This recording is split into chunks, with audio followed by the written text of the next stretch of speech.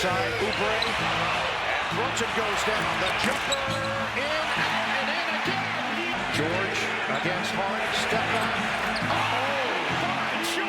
George against McBride. Spins and nails it from the outside. He is in his bag. Down 2-0 in the Eastern Conference semis, Paul George scored 15 points in the first quarter against the New York Knicks. In what seemed to be a historic game, Paul George unfortunately ends up only scoring 0 points throughout the rest of the game. This is what NBA fans call playoff P. But the reason why he didn't show up when his team needed the most is not because he's just scared of the moment, it's because of rhythm. How he built it, how he lost it, and how nobody on the floor did what was necessary in order for him to get it back. So let's break down why Paul George became playoff P in Game 3 of the 2026 Eastern Semis.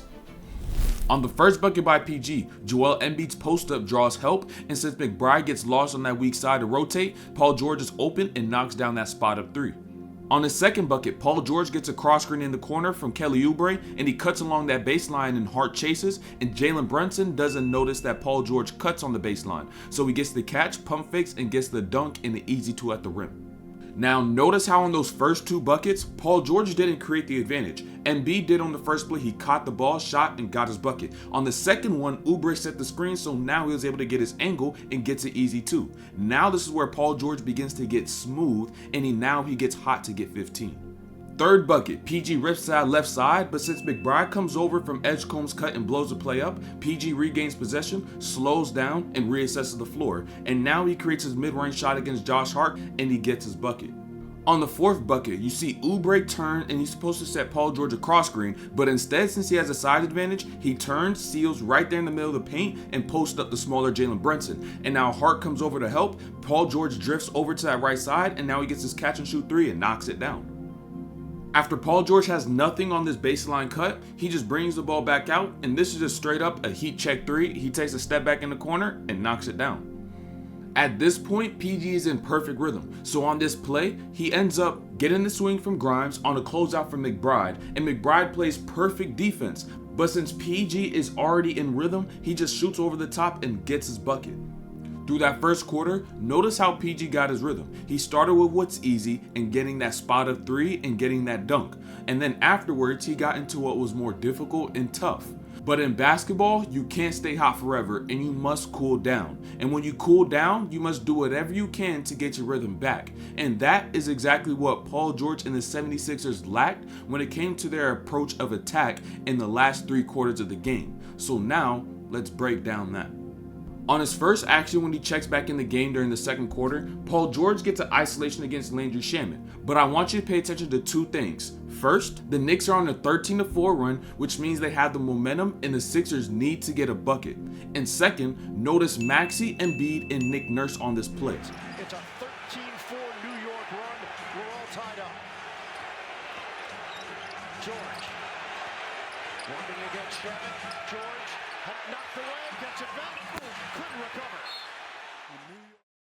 When Paul George gets this catch, Maxey looks to the corner and points to Paul George for someone to go and set a screen. And then you see Joel Embiid telling Grimes to go up and set that screen. But you see Nick Nurse telling Grimes to get out the way. So this confusion leads Paul George to attack without the floor actually being set for him to read and go. And so he ends up driving, taking a lot of dribbles, working a lot harder than he needs to, and ends up missing this layup because of how hard he had to work.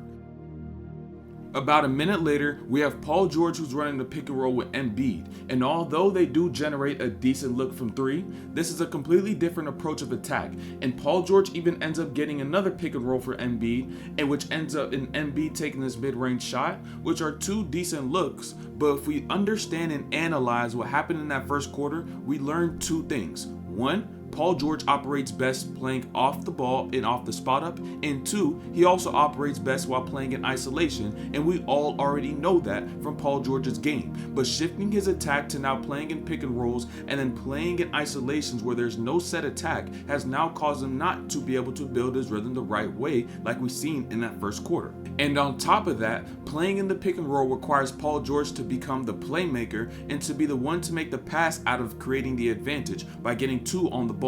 Paul George we've seen throughout his game is best when the advantage is created through screens, through navigation, whether in isolation by getting the matchup that he needs, rather than him coming off pick and rolls and building his rhythm that way. Meanwhile, the switch in the second quarter by going to the pick and roll has set him up for failure. Now watch this next play. On this next pick and roll a few minutes later, Paul George gets a screen from Bona, and since Mitchell Robinson's on that step up, Paul George is anticipating Bona to slip out on that screen. But since Bona's not aware of the defensive coverage, Paul George just throws the ball, and now he ends up getting a turnover, and now he gets frustrated, doesn't get back on defense, and that hinders his ability to get his rhythm that much more. Now, despite those pick and rolls and the actions they decided to run, Paul George had opportunities down the stretch where he could have got that easy two, like he did in that first quarter, to help regain and build his rhythm to then get hot again. Deeper into this or any NBA playoffs topic, Ask AI mode in Google search. 85-76, New York. Philadelphia with possession. George, high archer, rims out.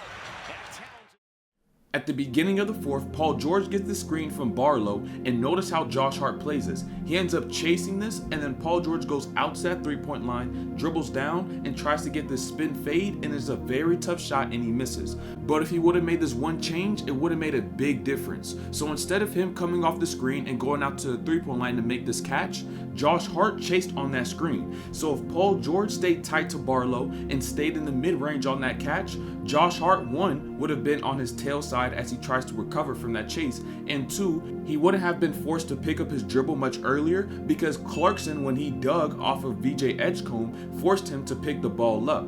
And so now Paul George would have a preserved dribble and puts a lot of pressure on Cat to choose whether or not he wants to take away Barlow or he wants to take away PG, and then puts pressure on Alvarado on the weak side to see if he wants to take away Barlow's role as well. So now puts him in position to make a play, but could even put him in a position to score. So by making little changes like that, you could end up getting easy twos or making good plays so that you could just start to feel good and get your rhythm again. Now watch this next play. Tyrese Maxey's got to do more for what his team needs. He just keeps swinging the ball, making the extra pass. What happens after this moment is absolutely unnecessary and very extra because PG missed something big, but finish this play and notice how it turns out.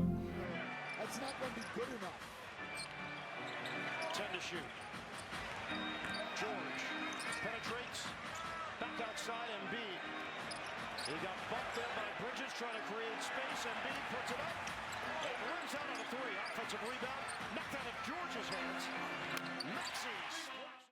But like I said, all of this is unnecessary. Because if PG noticed that switch between Josh Hart and Mikal Bridges and recognized the angle at which Mikal Bridges was playing him, he could have done something that Klay Thompson does very well.